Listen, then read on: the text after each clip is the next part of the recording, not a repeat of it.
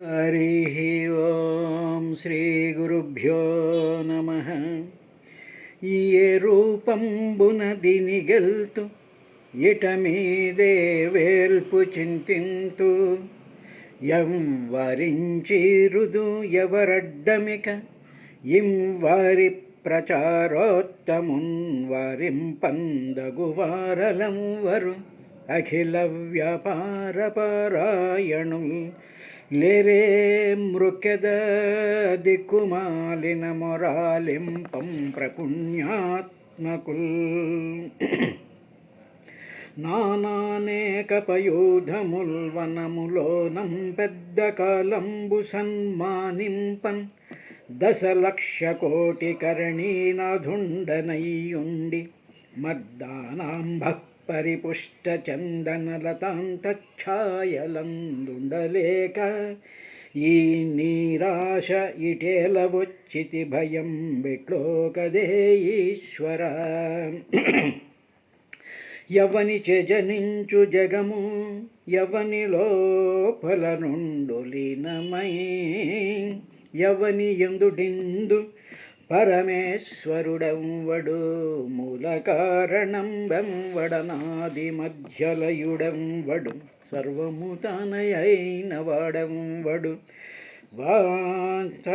వానిని ఆత్మభవం ఈశ్వరునే శరణంబు వేడెదన్.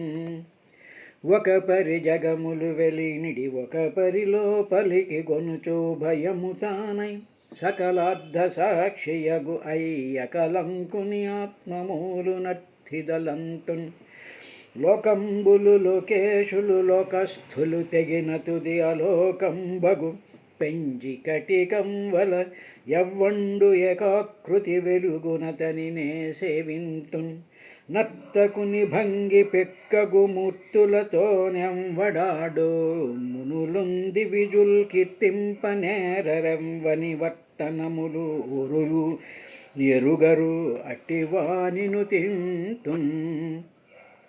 ముక్త సంగులైన మునులు దిదృక్షులు సర్వభూతహితులు సాధు చిత్తులు అసదృశ వ్రతాఢ్యులై కొలుతురు యవ్వని దివ్య పదము వాడు దిక్కు నాకు కలడందురు దీనుల ఎడ కలడందురు పరమయోగి గణముల పాలం కలడందరన్ని దిశలను కలడు కలండనిడు వాడు కలడో లేడో ఇందుగలడందులేడని సందేహము వలదు చక్రి సర్వోపగతుండు ఎందెందు వెదకి చూచిన అందందేగలడు దానవాగ్రణి వింటే.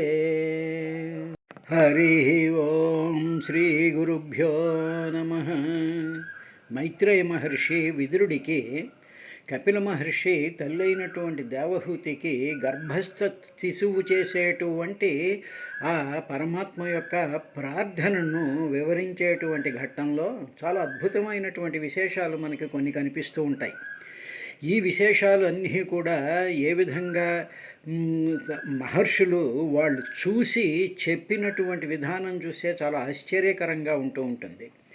ఇక్కడ ఏం జరిగింది అంటే మొట్టమొదటి జాగ్రత్తగా గమనించినట్లయితే ఆ జీవుడు అంటే పరమాత్మ యొక్క అంశ అయినటువంటి జీవుడు శరీరాలలోకి వచ్చి తాను శరీరము అనుకుంటూ శరీరంతో తాదాత్మ్యం చెందిపోయినటువంటి అవస్థలో ఉంటూ తాను వేరు శరీరం వేరు అనేటువంటి స్పృహ కలుగుతూ ఉండి మళ్ళీ దానిలో కలిసిపోతూ ఉండేటువంటి ఆ అజ్ఞాన స్థితిలో ఉండేటువంటి జీవుడు 7వ మాసం వచ్చేటప్పటికి అప్పుడు అతని మొట్టమొదటి ఫస్ట్ ఏం కనిపించిందంటే అతని కళ్ళ ముందు 100 జన్మల నుంచి అనేకమైనటువంటి జన్మల్లో తాను చేసినటువంటి కర్మలన్నీ కూడా కళ్ళ ముందు కనిపించాయి. కనిపించిన తరువాత ఆయన చూసి ఆశ్చర్యపోయాడు. ఇవన్నమాట నేను ఈ పూర్వజన్మల్లో ఇవన్నీ ఇలా చేసుకున్నాను అనేటువంటి విషయాన్ని గ్రహించాడు. ఆ తరువాత ఏం జరిగింది అంటే 7వ మాసం దగ్గరకు వచ్చేటప్పటికి అటు ఇటు కదలడం తరువాత ఈ కనిపించినటువంటి ఈ దృశ్యాలని మననం చేసుకుంటూ ఉండేటువంటి ఆ స్థితిని చూసిన తరువాత తన యొక్క శరీరం తన చుట్టూ ఎలా ఫార్మ్ అయింది అనేటువంటి విషయాన్ని కూడా ఆ జీవుడు లోపల నుండి దాన్ని గ్రహించి చాలా దీనమైనటువంటి అవస్థలోకి వెళ్ళి ఆ భగవంతుణ్ణి ప్రార్థించేటువంటి విశేషాన్ని మనం చూస్తూ ఉన్నాం. తరువాత 12వ శ్లోకంలో జంతురువాచ అనేటువంటి పదం వాడాడు. జీవుడి యొక్క ఉవాచ అని జీవ ఉవాచ అనొచ్చుగా, జంతురువాచ అనేటువంటి దాంట్లో ఏంటంటే, ఏమండి మానవ గర్భంలోనే ఉండేటువంటి మానవుడికే ఇది కనిపిస్తుందా? ఈ విధమైనటువంటి మొత్తం కోట్లాను జన్మల యొక్క దృశ్యాలన్నీ అక్కడ కనిపిస్తూ ఉంటాయా? తర్వాత అఖండమైనటువంటి ఆ భగవంతుడి యొక్క స్వరూపం కూడా ఆయనకి అవిశుద్ధం, అవికారం, తర్వాత అఖండ బోధము అయినటువంటి పరమాత్మ స్వరూపాన్ని కూడా జీవుడు చూడగలిగాడు కదా ఆ స్థితిలో ఉన్నప్పుడు. అది ఒక్క మానవుడి గర్భంలో ఉన్నప్పుడు మానవుడికి మాత్రమే కనిపిస్తుందా అంటే ఆయన జంతురువాచ అని చెప్పేటువంటి బాధ అన్నాడు. జంతువు అంటే ప్రాణి అని అర్థం. అంటే ఏమిటనమాట, దేహం ధరించినటువంటి జీవుడిని జంతువు కింద చెప్పారంటే సమస్తమైనటువంటి జంతు రాశులలో కూడా ఈ విధమైనటువంటి స్మృతి కలగడం అనేటువంటిది జరుగుతోంది. It is a universal phenomena అన్నట్టుగా మనం అర్థం చేసుకోవాలి. ఇది అయిన తర్వాత ఇంకొకటి కూడా ఏం చేశాడంటే, స్వామి నీ యొక్క ఆజ్ఞ వల్లే నా ఈ తల్లి యొక్క గర్భంలోకి, ఈ తండ్రి యొక్క అధీనంలో ఉండేటువంటి ఈ గర్భంలోకి నేను ప్రవేశించాను అనేటువంటి స్పృహ కూడా కలిగింది.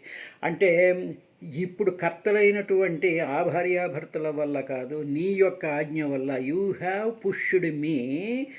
ఒకటి. రెండు, దేనివల్ల ఈ పర్టిక్యులర్ స్త్రీ యొక్క గర్భంలోకి, ఈ పర్టిక్యులర్ ప్రాణి గర్భంలోకి రావడానికి కారణం ఏమిటంటే, నేను పూర్వజన్మంలో చేసుకున్నటువంటి కర్మల యొక్క ఫలాన్ని బట్టి కర్తురాజ్ఞయా ప్రాప్యతే ఫలం. ఇక్కడ ఫలం అంటే ఆ శరీరం. ఆ శరీరం ఏ శరీరం అయినా కావచ్చు. ఆ శరీరం నువ్వు కర్తవి, అన్నిటికీ కర్తవైనటువంటి నీ ఆజ్ఞ చేత అప్పుడు నాకు ఈ క్వాలిఫికేషన్స్ ఉన్నాయి. ఏమిటి నాకు ఉండేటువంటి, నేను చేసుకున్నటువంటి కర్మలలో ఉండేటువంటి పాపపుణ్యాల యొక్క స్థితులను బట్టి నువ్వు డిసైడ్ చేసి you go and settle down in that particular foetus అని చెప్పి నువ్వు పంపిస్తూ ఉన్నావు. కాబట్టి నా యొక్క సింపుల్గా నా కర్మలే జన్మలకి కారణం కాదు. నాకు అంటే ఇక్కడ కర్మల ఫలము అనేటువంటిది ఏమిటి అంటే క్వాలిఫికేషన్స్ అనుకుందాం. ఇప్పుడు ఏదైనా ఒక చోట ఉన్నా అనుకోండి, చూసి ఉండేటప్పటికి ఏమిటి, కొంతమంది వస్తారు, ఉద్యోగస్తులు వస్తారు. వాళ్ళ యొక్క క్వాలిఫికేషన్స్ని బట్టి, వాళ్ళ యొక్క ఎక్స్పీరియన్స్ని బట్టి ఆ యజమాని ఏం చేస్తాడంటే వాళ్ళకి ఎక్కడెక్కడ ఏ డ్యూటీలు వెయ్యాలి అని చెప్పి ఆ డ్యూటీలు వేసినట్టుగా ఈ కర్త యొక్క ఆజ్ఞయా ఫలం అలాగ నువ్వు ఈ గర్భంలోకి చూసావు. అంతేగాని it is neither my choice or the choice of my karmas అని గ్రహించేటువంటి స్థితి వస్తుంది. అందువల్ల మానవుడి యొక్క జన్మ పూర్వకర్మల యొక్క ఫలం వల్ల ప్లస్ ఆ కర్మలకు అనుసారం ఏ గర్భాలలోకి జన్మించాలో అనేటువంటిది ఆ పరమాత్మ యొక్క అనుగ్రహం చేత, ఆయన యొక్క ఆజ్ఞ చేత జరుగుతూ ఉంటుంది అని రెండు. ఇక మూడవది ఏమిటంటే, ఇలాగా ఉండేటువంటి జీవుడు ఆ గర్భంలో 7వ మాసంలో ఉండేటప్పుడు అతనికి విశుద్ధమైనటువంటి అవికారం, ఏ మార్పులు లేనటువంటి జ్ఞేయ భేదం లేనటువంటి జ్ఞానస్వరూపుడైనటువంటి పరమాత్మని ఆయన కనిపిస్తాడట. అందువల్లే చూడండి, మామూలుగా మనం జాగ్రత్తగా గమనించినట్లయితే అప్పుడే పుట్టినటువంటి పిల్లవాడు ఉన్నాడు, గర్భంలో నుంచి బయటకు వచ్చినటువంటి పిల్లవాడిని కొంచెం సేపు చూసేటప్పటికీ చాలా అమాయకంగా, చాలా ప్లెజెంట్గా, ఒక రకమైనటువంటి తేజస్సు, ఒక రకమైనటువంటి మాయలేనటువంటి ఒక పుష్పం లాంటి మహత్తరమైనటువంటి స్థితిలో ఆ గర్భంలో నుంచి వచ్చేటువంటి పిల్లలు కనిపిస్తూ ఉంటాయి. అవి ఏ జంతువైనా తీసుకోండి, ఆ విధమైనటువంటి ఇంచుక మాయలేక అనేటువంటి విధంగా కనిపిస్తూ ఉంటారు. ఎందుకంటే అది పూర్తిగా జ్ఞానస్వరూపం, అది మనసులో ఉంది. ఆ మనసులో ఉండేటువంటి ఆ అఖండమైనటువంటి మార్పు లేనటువంటి జ్ఞేయ భేదం లేనటువంటి జ్ఞానస్వరూపుడైనటువంటి ఆ పరమాత్మ కూడా కనిపించాడు. అంటే ఇది మూడోది. కనిపించిన తరువాత ఓ పక్కన శరీరాన్ని కుడుతూ ఉన్నాయి, ఓ పక్కన తన పూర్వజన్మలన్నీ చూసుకుంటూ ఉన్నాడు. చూసుకుంటూ ఉండి శరీరం యొక్క బాధను అనుభవిస్తూ ఎదురుగా కనిపిస్తూ ఉండేటువంటి పరమాత్మను కూడా చూస్తూ ఉండి ఈ బాధతో కూడుకున్నటువంటి దేహ వ్యవస్థతో భగవంతుడికి నమస్కరిస్తున్నాను అన్నాడు. అన్న తరువాత అప్పుడేమైంది, ఇంకా నాలుగో ఆస్పెక్ట్ ఏమొచ్చింది అంటే, ఐదో ఆస్పెక్ట్ ఏమొచ్చింది అంటే, తన శరీరం ఫార్మ్ అవడం, తను ఒకసారి బయటకు వచ్చి చూసేటప్పటికి సత్వరజస్తమో గుణాల చేత, పంచభూతాల చేత, ఇంద్రియాల చేత తన చుట్టూ ఆ శరీరం అలాగా ఫార్మ్ అయిపోతుండడం చూశాడు. చూసిన తరువాత నెమ్మదిగా చాలా సూక్ష్మంగా డెవలప్ అవుతూ ఉండేటువంటి అంతఃకరణ చతుష్టయము, తర్వాత అహంకారం, నేను అనేటువంటి భావన అది ఆల్రెడీ మాయ పెట్టేసిందిగా. ఈ శరీరంతో తాదాత్మ్యం చెందిపోయేటువంటి ఆ అహంకారంతో కూడుకున్నటువంటి తను వేరు, ఏ మాత్రము అహంకారం స్పర్శ లేకుండా ఉండేటువంటి పరమాత్మని, అఖండము అవికారము అఖండబోధము అయినటువంటి పరమాత్మని చూసేట కదా. స్వామి నువ్వేమో వీటికి కట్టుబడుతుండలే, నీలో భాగమైనటువంటి నేనే వీటిలన్నిటికీ కట్టుబడుతూ ఉన్నాను అని చెప్పి తాను ఏ విధంగా కట్టుబడిపోతూ ఉన్నాడో అది కూడా చూసి ఆ పరమ పురుషుడికి పుమాం వందే ప్రకృతి పురుషయో పరం తం ఏనం పుమాంసం వందే, అటువంటి వారికి నమస్కారం చేశాడు. అన్న తరువాత అప్పుడు ఈ జీవుడికి ఇంకా ఏం జరిగిందంటే నష్ట స్మృతి, అంటే పూర్వజన్మలన్నీ చూసేటువంటిది, పరమాత్మ యొక్క దివ్య తేజోమయమైనటువంటి స్వరూపాన్ని చూసేటువంటిది, తన శరీరం ఫార్మ్ అవుతున్నటువంటి దాన్ని చూసేటువంటిది, తరువాత పరమాత్మ తను ఈ గర్భంలో ప్రవేశపెట్టాడు అనేటువంటి స్పృహ కలిగినటువంటి ఈ మొత్తం జ్ఞాపకాలు ఉన్నాయే, ఈ మొత్తం స్మృతులు ఉన్నాయే, ఈ సత్యాలన్నీ కూడా ఉన్నాయే, అవి నెమ్మదిగా నష్ట స్మృతి, నెమ్మదిగా జ్ఞాపకాలు అంతరించడం ప్రారంభించాయి. ఉదాహరణకి మనం ఉన్నాం అనుకో, 5 ఏళ్ళప్పుడు మీరు ఏం చేశారంటే ఒక మహా అయితే ఒకటో రెండో గుర్తుంటాయి తప్ప మిగతా గుర్తుండవు. ఆ స్మృతులన్నీ కూడా నష్టపోతూ ఉండేటువంటిది కూడా పెట్టాడు. అంతే స్మృతులు పెట్టాడు. స్మృతి అంటే జ్ఞాపకం లేనటువంటి మరుపు పెట్టాడు. అందువల్లే భగవంతుడు మానవుడికి ఇచ్చినటువంటి మహత్తరమైనటువంటి ఒక వరం లాంటిది ఏమిటంటే మరుపు. ఎవరో పోయారు అనుకోండి, పోయేటప్పుడు ఎంతో బాధ వచ్చేసేసి ఇంకా వాళ్ళు లేకపోతే మన జీవితం లేదు అనుకునేటువంటి పరిస్థితి. ఏడాది అవగానే అసలు పూర్తిగా మరుపు వచ్చేస్తూ ఉంటుంది. కాబట్టి నష్టస్మృతి అనేటువంటిది కూడా జీవుల్లోకి ప్రవేశపెట్టాడు. ఒకవేళ నష్టస్మృతి లేదనుకోండి, ఆ జీవితం అంతా కూడా ఆ జీవుడి యొక్క ఇదంతా కూడా చాలా భయంకరమైనటువంటి స్థితిలోకి వెళ్ళిపోతుంది. ఈ నష్టస్మృతి వల్ల ప్రధానంగా పోగొట్టుకున్నటువంటిది ఏమిటంటే ఆ భగవంతుడి యొక్క అవికారమైనటువంటి అఖండబోధమైనటువంటి తర్వాత విశుద్ధమైనటువంటి ఆ పరమాత్మ యొక్క స్వరూపం కూడా నష్టస్మృతి అయిపోయేటువంటి పరిస్థితి ఏర్పడిపోయింది.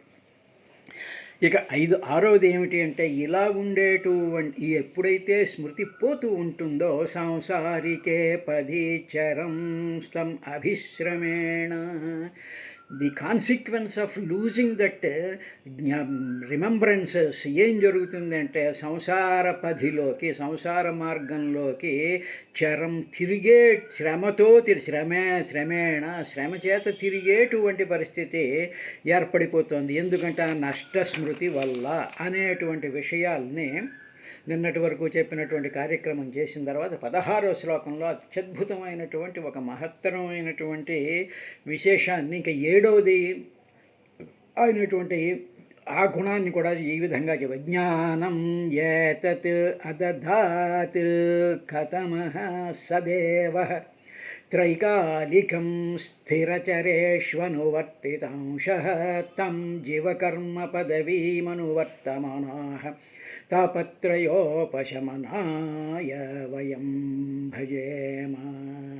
అమ్మ, మనం జీవులందరము కూడా ఏమిటంటున్నామంటే, ఇప్పుడు పరమాత్మ తన గర్భంలో ఉన్నప్పుడు ఇందాక చెప్పినటువంటివన్నీ అన్నీ చూసుకున్నాడుగా. ఇంకా ఏం చూశాడంటేట, చాలా అద్భుతమైనటువంటి విశేషాన్ని కూడా చూశాడు. యత్ త్రైకాలికం, ఆయన ఇంకా చూసినవి ఏమిటి అంటే త్రైకాలికం, 3 కాలాలకి సంబంధించినటువంటి జ్ఞానాన్ని కూడా చూశాట. 3 కాలాలకి సంబంధించినటువంటి ఏ జ్ఞానం అయితే ఉందో ఆ జ్ఞానాన్ని చూసి, నాకు ఈ 3 కాలాలకి సంబంధించినటువంటి జ్ఞానం కూడా నాకు కనిపిస్తోంది. ఈ జ్ఞానం కథమః ఆదదాత్, కథమః ఎవడిచ్చాడు నాకు ఈ జ్ఞానం, నాకు ఇదేమిటి ఇలా కనిపించిపోతుంది, ఎవరో నాకు ఈ జ్ఞానాన్ని ఇచ్చేస్తున్నారు అని చెప్పి, ఏతత్ త్రైకాలికం జ్ఞానం, 3 కాలాలకి సంబంధించినటువంటి జ్ఞానం, ఏతత్ దీనిని కథమః ఎవడాదదాత్ నాకు ఇచ్చాడు అని చెప్పి ఆశ్చర్యపోతాడమ్మా జీవుడు ఆ గర్భంలో ఉండి అన్నాడు. ఇక్కడికి వచ్చేటప్పటికి ఇంకా జాగ్రత్తగా మనం కొంచెం ఆలోచన పెట్టేటప్పుడు జాగ్రత్తగా ఆలోచించండి. ఇప్పుడు ఇందాక కడుపులో ఉన్నప్పుడు ఏం చూశాడు, తనకి ఈ జన్మకి ముందు ఉండేటువంటి 100 జన్మలు, కొన్ని వందల వేల జన్మల యొక్క ఆ కర్మలన్నీ కూడా చూశాడుగా. అంటే భూతం కదా, త్రైకాలికం అంటే 3 కాలాలకి సంబంధించి, అది భూతకాలం అయిపోయింది. ఇప్పుడు వర్తమానంలో తాను ఎక్కడున్నాడు, ప్రస్తుతం గర్భంలో ఉన్నాడు. అంటే గర్భంలో ఉండి తాను తిరుగుతూ ఉండి తాను అనుభవిస్తున్నటువంటి అనుభవాల్ని మాత్రమే చూశాడా అంటే కాదు. ఇంకా తను బయటికి రాలేదుగా. పూర్వం చూసినవన్నీ కూడా తాను గర్భాల్లో నుంచి బయటకు వచ్చి ఏ కర్మలు చేశాడు, ఏ పాపపుణ్యాలు చేశాడు, ఎక్కడెక్కడ పుట్టాడు, ఏమిటి మొత్తం అంతా కనిపించింది. ఇప్పుడు వర్తమానం ఏమిటి అంటే, ఇప్పుడు తల్లి గర్భంలో నుంచి బయటపడి మళ్ళీ శరీరం వదిలేంత వరకు వాడు బతికేటువంటి 100 ఏళ్ళు కూడా వర్తమానం అవుతుంది. ఆ వర్తమానం కూడా త్రైకాలికం, అది వర్తమానం అంటే. భూతం చూసేశాడు, కడుపులోనే ఉండి పరమాత్మ యొక్క అనుగ్రహం వల్ల, పరమాత్మను చూసినటువంటి జ్ఞానం వల్ల తన వర్తమానం కూడా తన కళ్ళ ముందు కనిపించింది. అంటే తాను ఇంజనీర్ అవుతాడా, పోరంబోకు అవుతాడా, రాజకీయ నాయకుడు అవుతాడా, దుర్మార్గుడు అవుతాడా, సన్మార్గుడు అవుతాడా, ఏ విధంగా వాడి యొక్క జీవితం అంతా జరిగిపోతుంది అనేటువంటి జ్ఞానం, వర్తమాన జ్ఞానం ఈ జన్మలో. ఇక మరణించిన తరువాత మళ్ళీ భవిష్యత్ కాలం కూడా, భవిష్యత్తుకి సంబంధించినటువంటి జ్ఞానం కూడా, జ్ఞానం త్రైకాలికం, ఇది త్రైకాలికం జ్ఞానం కూడా అమ్మా జీవుడికి అక్కడ కనిపించిందమ్మా.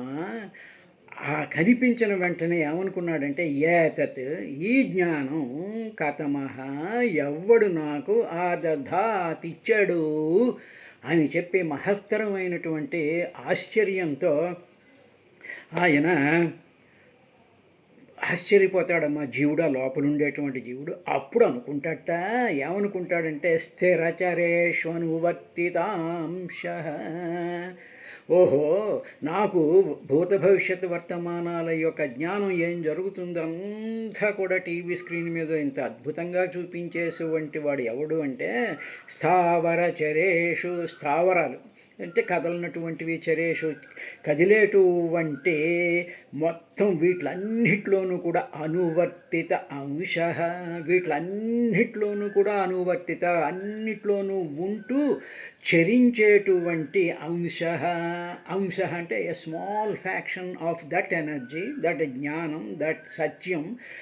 ఆ సత్యం అంశ సహ, ఆ దేవుడు ఆదధాత్ నాకు ఇచ్చాడు అని కూడా గర్భంలో ఉండేటువంటి జీవుడికి కనిపిస్తుంది. అంటే భూత భవిష్యత్ వర్తమానాలు కనిపించడం అనేటువంటి ఆ మహత్తరమైనటువంటి విశేషాన్ని నాకు ఎవరిచ్చారు అని ప్రశ్న వేసుకున్న తరువాత వెంటనే తను ఆల్రెడీ ఋషిభిహి కదా, మొత్తం గర్భంలో నుంచి బయటకు వచ్చేటువంటి చరాచరాల్లో ఉండేటువంటి వీటిని చరణారవిందం భూమి మీద అన్నిట్లోనూ సంచరించేటువంటి స్వరూపాన్ని కూడా ఈయన చూసేశాడు కదా ముందు ఈ జీవుడు గర్భంలో ఉండి. అటు ఓహో ఈ సమస్తమైనటువంటి చరేష్ అనువర్తితాంశ అయినటువంటి ఆ భగవంతుడు ఆదధాత్ నాకు ఇచ్చాడన్నమాట అని గ్రహించి ఏం చేస్తాడమ్మా జీవుడు, మనం అందరం కూడా ఏం చేసాము అంటే మేమంతా కూడా మనం అందరం కూడా తాపత్రయోపశమనాయ, ఈ వర్తమానంలో జరగబోయేటువంటి తాపత్రయాలు ఉంటాయే, ఆది భౌతిక ఆధ్యాత్మిక ఆది దైవికమైనటువంటి తాపత్రయాలు ఉంటాయే, రకరకాలైనటువంటి తాపత్రయాల్ని శమనాయ, వాటిలన్నిటినీ కూడా రక్షించడం, వాటినన్నిటినీ కూడా శమింపజేయడం కోసం అని చెప్పి ఆ దేవుణ్ణి భజేమా, సేవిస్తున్నాను అని చెప్పి జీవుడు లోపల ప్రార్థన చేస్తాడు. అమ్మ అదే ప్రార్థన ఇప్పుడు మనం కూడా చెయ్యాలి, మనం చేస్తున్నాము అని చెప్పి కపిల మహర్షి ఆ జీవుడు చేసినటువంటివన్నీ కూడా ఆ జీవుడే ఇప్పుడు కూడా బయట ఉన్నటువంటి వాడేగా, అందువల్ల మేము చేస్తున్నాము ఆ ప్రార్థన, ఆ శాంతి కోసం, తాపత్రయోపశమనం కోసం ఇది చేస్తున్నాము అనేటువంటి మహద్భుతమైనటువంటి విశేషం చెప్పాడు. ఇక్కడ సైన్స్కి అందనటువంటి విషయం ఏమిటంటే, సైన్స్ ఏం చేస్తుంది, స్కానింగ్ చేస్తుంది. స్కానింగ్ చేసేసి చాలా ఏదో టోమోగ్రాఫిక్ స్కానింగ్ అని రకరకాలైన స్కానింగ్లన్నీ చేస్తారు. చేసిన తర్వాత ఎలా తిరుగుతున్నాడు ఏమిటి, అవయవాలు ఎంత పెరిగాయి, హార్ట్ రేట్ ఎంత ఉంది, శ్వాసకోశం ఒక స్థితి ఎలా ఉంది, ఇలాగ రకరకాలైనటువంటి ఆస్పెక్ట్స్ చేస్తారు. కానీ అప్పుడే ఫార్మ్ అవుతున్నటువంటి బ్రెయిన్ సెల్స్లో జరుగుతూ ఉండేటువంటి ఈ మొత్తం జ్ఞానం అంతటినీ కూడా గ్రహించగలిగేటువంటి టెక్నాలజీ లేదు సైన్స్కి. కాబట్టి science is the greatest failure at this.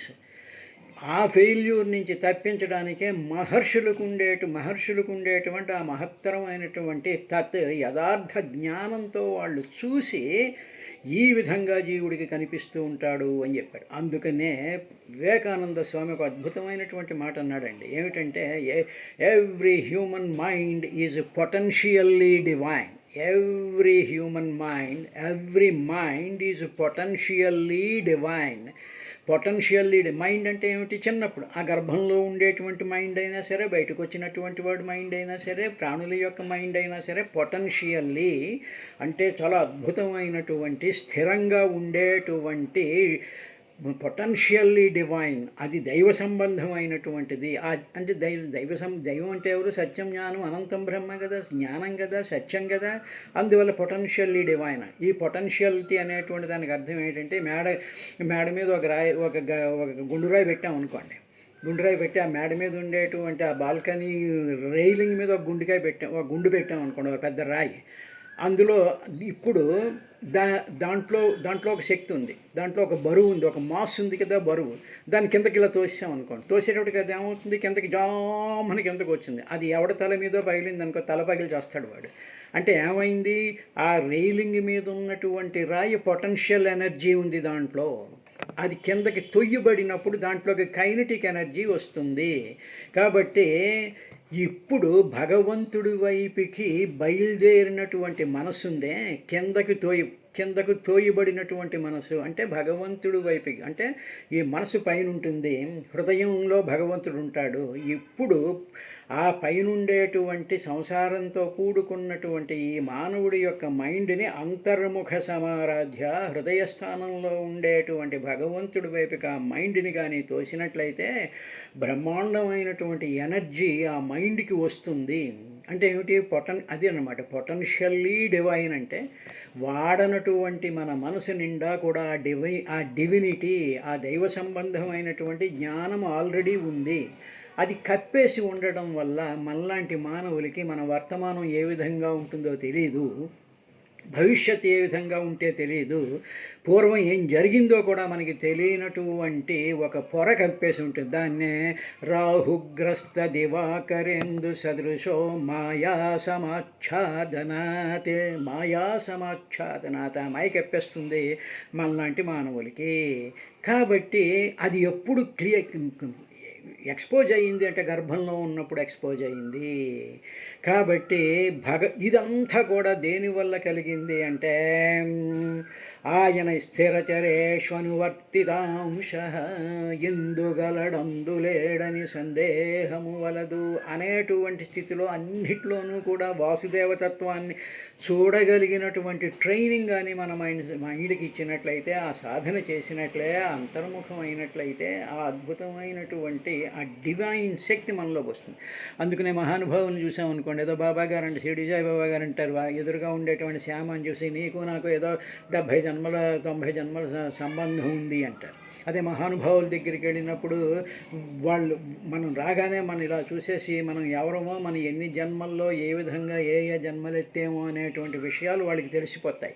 ఎందుకంటే గర్భంలోనే ఆ ఫ్యాకల్టీని భగవంతుడు పెట్టేశాడు. గర్భంలో ఉన్నప్పుడే జీవుడికి ఆ ఫ్యాకల్టీ పెట్టాడు. అది మహాసాధకులైనటువంటి వాళ్ళకి, మహానుభావులైనటువంటి వాళ్ళకి ఆ పొర ఉండదు. మనలాంటి మానవులకి ఆ పొర ఉంటుంది.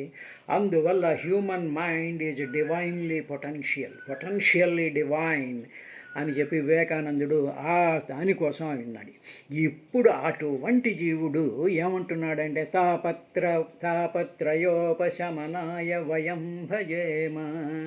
ఆ తాపత్రయాలన్నీ పోగొట్టడానికి స్వామి నిన్ను నేను శరణు జొచ్చుతున్నాను అని చెప్పి భగవంతుడికి పరిపూర్ణంగా శరణాగతి చెందడమే మనం చేయవలసినటువంటి ప్రస్తుత కార్యక్రమం అనేటువంటి విధానాన్ని చెప్తూ 17వ శ్లోకంలో దేహ్యాన్యదేహ వివరే జఠరాగ్నినాసృగ్ విన్మూత్రకోపపతితో భృశతప్తదేహ యచ్చన్నితో వివసితిం గణయన్ స్వమాసాన్ నిర్వ్యాస్యతే కృపణ దీర్భగవన్ కదామ. అమ్మ ఓ భగవాన్ అని లోపల అంటట, దేహినకు నేను మరొక దేహం నాకు తెలియదు, మరొక దేహం, ఆ దేహంలో ఉండి మలమూత్రాల్లో పడుగు ఏడుస్తున్నాను నేను. ఈ లోపల నాకు తెలివి కాన్షియస్నెస్ వస్తుంటే ఆకలేసేస్తూ ఉన్నది. నా మనస్సంతా దైన్యంతో నిండిపోయింది. నాకు స్మృతి అంతా పోయింది. దీని నుండి నేను బయట పడిపోవాలని కోరుకుంటున్నాను. ఆ లెక్కలు పెట్టుకుంటున్నాను ఎప్పుడు బయటపడతానా అని. నన్ను నీవు ఎప్పుడు బయట పాడేస్తావు అని చెప్పి జీవుడు ప్రార్థించాడు. ఈ శ్లోకానికి రేపటి కొంచెం వివరంగా చెప్పుకొని ముందుకెళ్దాం.